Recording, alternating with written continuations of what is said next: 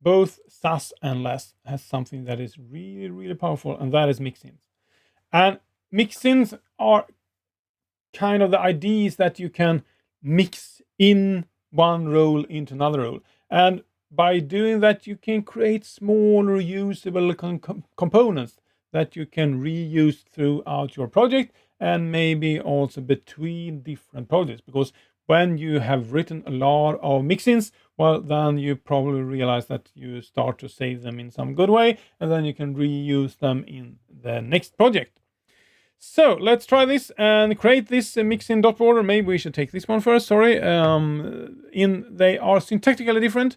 Unless you write a period first and then the name of the Mixin. So it's kind of like exactly the same as a class.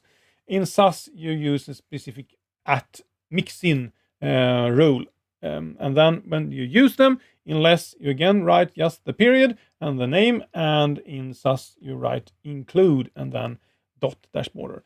When they are transcoded into CSS, they work slightly differently. The syntax will be different, but you will have the same functionality. So let's try this one, and let's add a mixin for a dot border, and that's set the border top to 1 pixel dotted black and border bottom to 2 pixel dotted black, and then use that within the H1. So let's go ahead and do that. Let's go here and let's add this mixin first here. Mixin, and let's call it dot dash border, and then set the border top to be 1 pixel dotted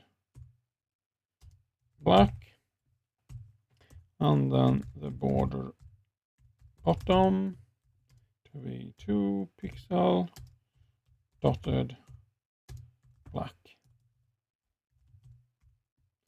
like this. And then we can use that down here.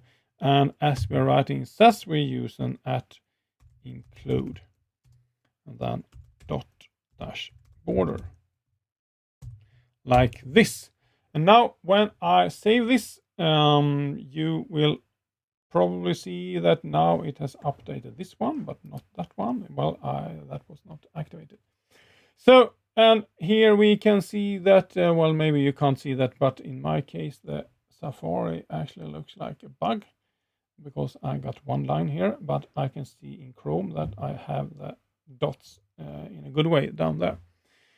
So let's see what happened here. Let's make it 2 pixels, and now they are the same, both top and bottom.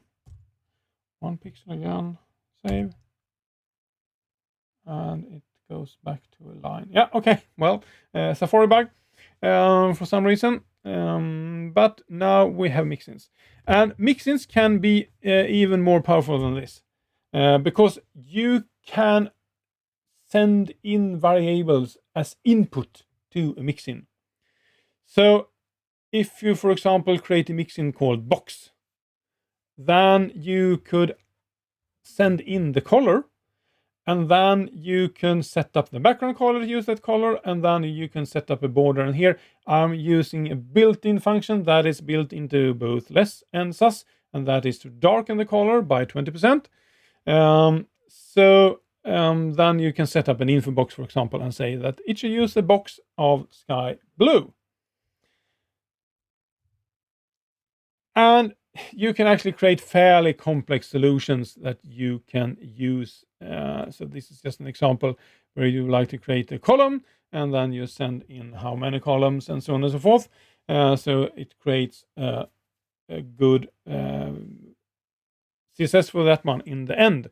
So here we use this a lot that we haven't gone through yet, but I will come back to this. This is just an example for something that is a little bit more complicated.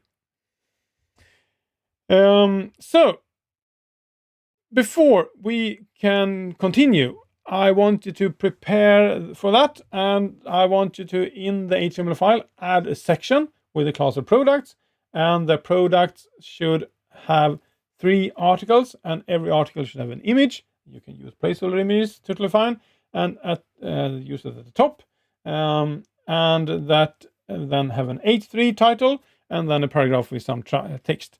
And if you have Emmet installed, well, then you can write lorem 20, for example, and then expand that, and it will expand into nonsense Latin.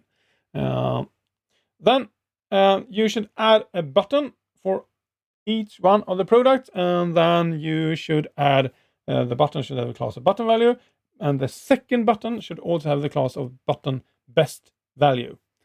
So try this, and then we will continue.